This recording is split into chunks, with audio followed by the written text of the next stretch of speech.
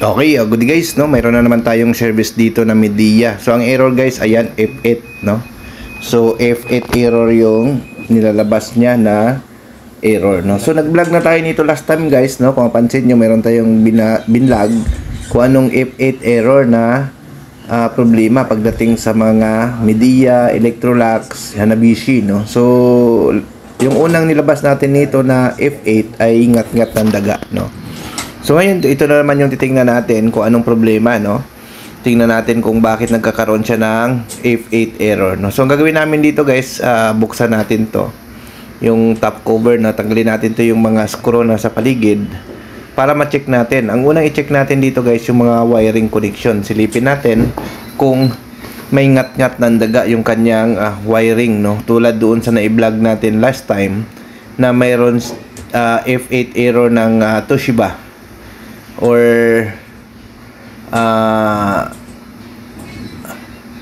yes, yung Toshiba na may F8 error, nangat-ngat siya ng daga, no?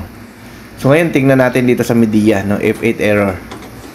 Ayan, so buksan natin to, silipin natin, kinakapa ko nga dito yan guys kung mayroong ngat-ngat ng daga yung wiring. So wala ka akong napansin na putol. So ang gagawin natin dito, iangat namin yung pinaka top cover, no, para makita natin kung ano talaga ang naging problema nitong washing machine na ito. So, ang gagawin natin, ang first step na gagawin natin, wiring muna tayo, no? Unang i-check natin, no? So, ayan guys, inangat na namin dito para makita natin yung ilalim, no? Kung buo ba yung mga wiring dito. So, okay naman, wala tayong nakita ang ngat-ngat, no? So far, so good, walang problema, no? So, okay yung wiring connection. So, next step natin na gagawin, i-double check natin or i-check natin yung kanyang water level sensor, no? So buksan natin, nandito nakalagay guys yung water level sensor nito. So sisilip natin yung mga wiring, buo naman, wala naman siyang indication na kinagat ito ng daga, no? So madali naman kasi makita yan guys kung may mga ngat-ngat ng wire kasi mayroong mga balat, no, na balatan, no?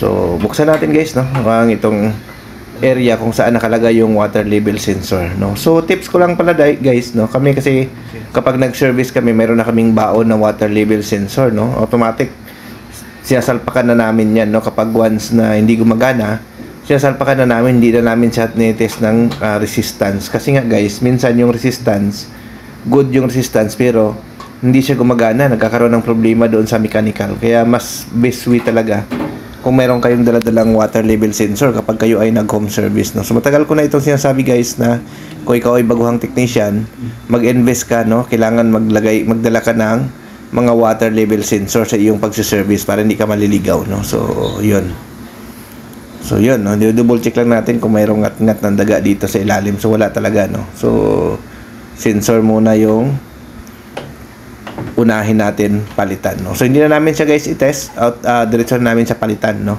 para mabilis ang troubleshooting ang gawin natin.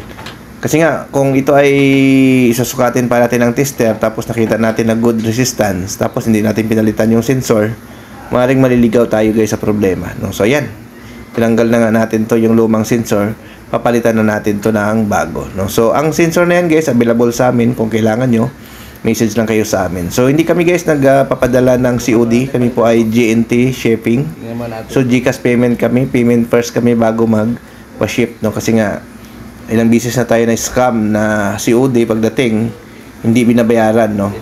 So kaya wala na kaming COD. So ang nangyayari sa amin ay payment first bago namin process yung order, no? So yung may mga kailangan lang, basta nasa Facebook page kayo namin, Nurture Vlog, Nurture Repair Shop, at saka sa ating cellphone number na nandito rin nakalagay. Pag dyan lang kayo guys nag-text, legit yan. So yun, sinalpakan natin ng bagong sensor. Tingnan natin kung mag-spin, no? Kasi nga kanina guys, pag on pa lang F8 na kaagad, so hindi na siya nag-i-spin, no? So ito titingnan natin.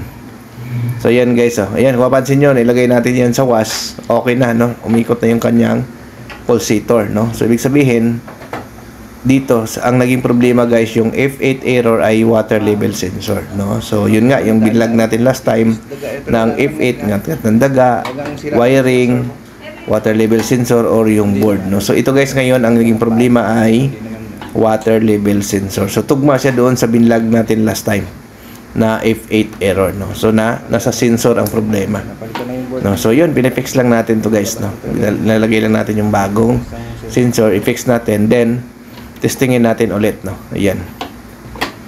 So yun, no. Sa mga gusto magpa-service sa amin, message lang kayo sa aming Facebook page Nortia Repair Shop. Kami po ay ang home base namin is Santa Rosa, Laguna, no. So nagsi-service kami sa Karatig Bayan ng Santa Rosa, no.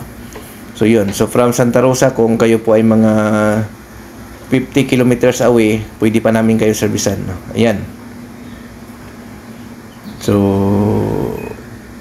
fix lang natin to guys. So ayan guys, testing na po natin to. Tingnan natin, ayan, no. On, start, no. Ayan, so mapapansin nyo guys, wala nang error na nilalabas. So working na siya, no. So yun, no. So wala nang F8 na nilabas. So ang naging problema lang talaga is sensor. Yan, nagkarga na siya ng tubig. So okay, no. So working na po ito. Okay guys, thank you, bye bye.